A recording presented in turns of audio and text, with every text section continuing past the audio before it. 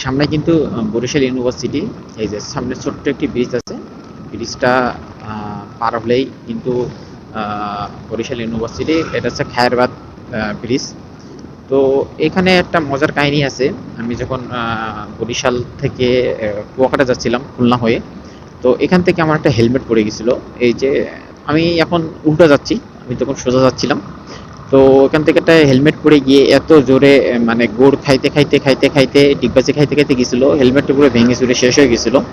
তো হেলমেটটা খুব একটা বেশি দামি ছিল না, হেলমেটটা বাঁধানো ছিল, বাঁধানো অবস্থায় পড়ে গেছিল এবং বাইকের একটু গতি ছিল। যাই হোক, আমরা এই ব্রিজটা পার হওয়ার সাথে সাথে কিন্তু আমরা বরিশাল ইউনিভার্সিটি দেখতে পাবো। এবং বরিশাল ইউনিভার্সিটির সাথে সাথে আমরা কিন্তু বাংলাদেশ মেরিন একাডেমি দেখতে পাবো।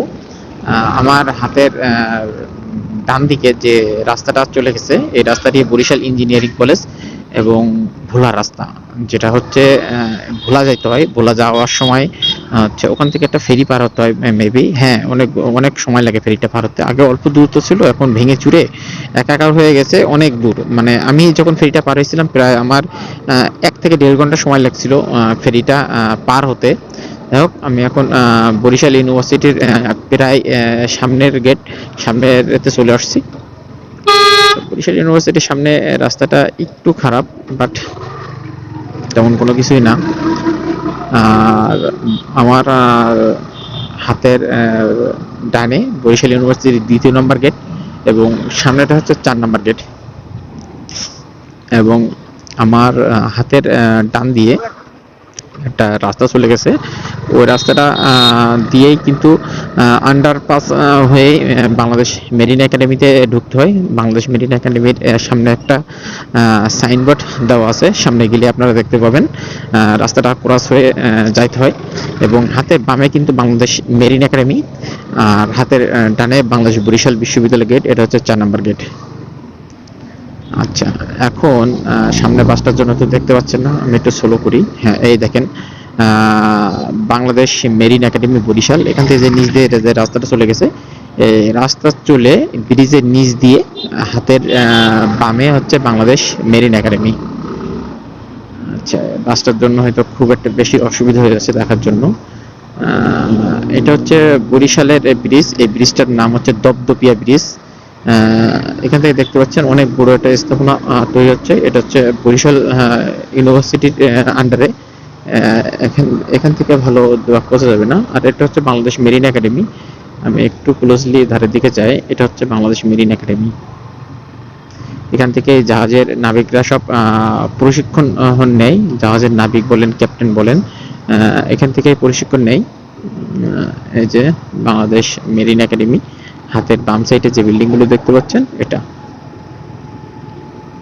এবং এর ভিতরে অনেক কিন্তু সাজানো এবং গুছানো বাংলাদেশ মেরিন একাডেমি। আর এটার ব্রিজ, এটা হচ্ছে বরিশালের দপদপিয়া ব্রিজ।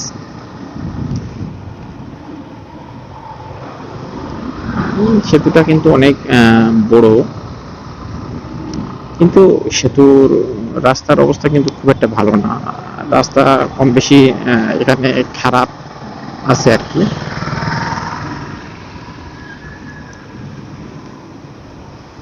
বাসটার জন্যই ঝামেলা হয়ে গেল। ভালো ভিউ বা ভালো দৃশ্য এই বাসের জন্য ক্যাপচার হচ্ছে না।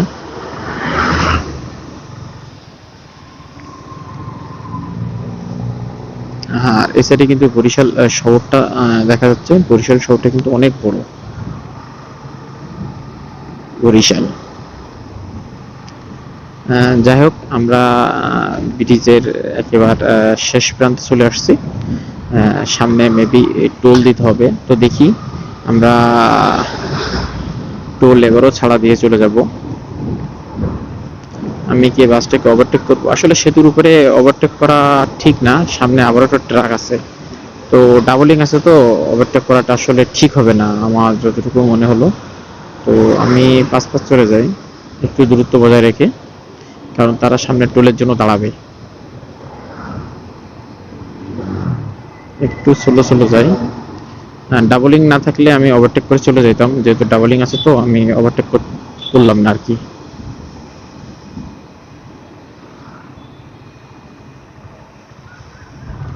তো এই সাইড থেকে দেখি পাশ কাটায় দিয়ে চলে যাই। দেখেন সামনে ট্রাক ছিল।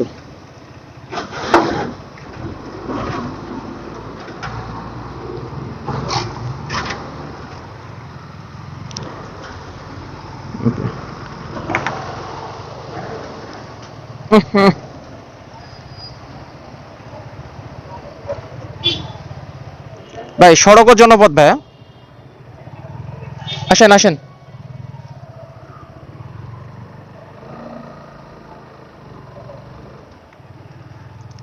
তো আমরা টোল ছাড়াই কিন্তু চলে যাচ্ছি এবং আমরা কিন্তু বরিশাল রাস্তা ধরলাম, যে বরিশালের যে গোল চত্বরটা আছে আমরা কিন্তু গোল চত্বরের সামনে যাব। এখান থেকে হয়তো আর 2 কিলোমিটার বা 2.5 কিলোমিটার হইতে পারে।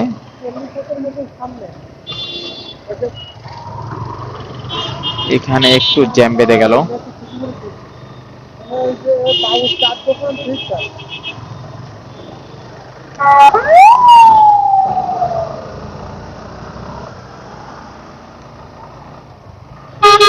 আমরা কিন্তু বরিশাল সদরের দিকে যাচ্ছি। বরিশালের যে বাস টার্মিনাল আছে রূপদিয়া, তো বরিশালের বাস টার্মিনাল হয়ে কিন্তু আমরা ঝালকাঠি রাস্তা ধরবো। ঝালকাঠি থেকে আমরা পিরোজপুর যাব, পিরোজপুর থেকে আমরা বাগেরহাট যাব, বাগেরহাট থেকে আমরা খুলনা যাব, খুলনা থেকে সাতক্ষীরা। তো অলমোস্ট এখন প্রায় 6টা বাজে। তো আল্লাহ জানে আমরা সাতক্ষীরাতে কখন পৌঁছাবো। গিয়েছিলাম কুয়াকাটা, কুয়াকাটা থেকে আমরা বার হয়েছিলাম 2:30টার পরে। তো আমাদের সব গোছগাছ করতে করতে মেবি 2টায় 34 বা 33 এরকম হবে, এরকম টাইমে আর কি আমরা কুয়াকাটা থেকে বার হয়েছিলাম। তো এখন এই যে বরিশাল পর্যন্ত আসলাম, মেবি 117 কিলো বা 117 কিলো আমরা আসছি এই সময়ের ভিতরে। তো এখনো তো অনেক দূর যাইতে হবে। আমাদের সাথে ছিল আরো 4-5টা বাইক, আমার বাইক ধরে 5টা বাইক। তো 3টা বাইক সামনে চলে গেছে, আমার বাইক দিয়ে 4টা, এবং আমার পিছনে একটা বাইক আছে। আমি সবার পিছনে থাকার চেষ্টা করতেছি যাতে আমাদের যে বাইকার গুলো আছে পিছনে যাতে না পড়ে যায় বা কোনো সমস্যা যাতে না হয়, সেজন্য আমি সবার পিছনে আছি মোটামুটি। সর্বশেষ পুরাই নিয়ে চলে যাচ্ছি। তো আমরা হাতের বামে সিগন্যাল দেবো, হাতের বামে সিগন্যাল দিয়ে আমরা হাতের বাম দিয়ে বার হয়ে যাব। তো ইচ্ছা ছিল বরিশাল থেকে ইলিশ মাছ কেনার জন্য, কিন্তু আসলে ভাগ্যে হয়তো ইলিশ মাছটা লেখা নেই, যার জন্য হয়তো কিনতে পারলাম না। তো রাস্তা বা বাজারে রাত্রিকালে যদি কোনো ইলিশের বাজার আমরা সামনে পেয়ে যাই, তাহলে হয়তো ইনশাল্লাহ চেষ্টা করব কেনার জন্য। কারণ এখান থেকে যদি আমি এখন বরিশালে ইলিশ মাছ কিনতে যাই, তাহলে আমার হাতের ডান দিয়ে বার হয়ে যেতে হবে বাজারের দিকে। ওখানে ঘাট আছে বা মাছ বাজার আছে, সাহেব বাজার আছে, ওখান থেকে আমার ইলিশ কিনতে হবে আর কি। যাই হোক, আমরা হাতের বাম দিয়ে আমরা বার হয়ে যাচ্ছি ঝালকাঠির রাস্তায়। এখানে এত পরিমাণ ইজি বাইক আসলে কল্পনা করা যাচ্ছে না। যেহেতু এটা বাস টার্মিনাল, তো সমস্ত জায়গার বাসগুলা সব এখানে এসে হাজির মোটামুটি। এখান থেকে খুলনা, মাদারীপুর, তারপরে বাগেরহাট সমস্ত বাসগুলো সব এখান থেকে ছাড়ে। তো আমরা কিন্তু বরিশাল শহরটা কিন্তু থুয়ে চলে যাচ্ছি। সামনে হচ্ছে একটা র্যাবের ক্যাম্প আছে, র্যাবের ক্যাম্প পার হয়ে আমরা আস্তে আস্তে আমরা সামনের দিকে আগে যাব।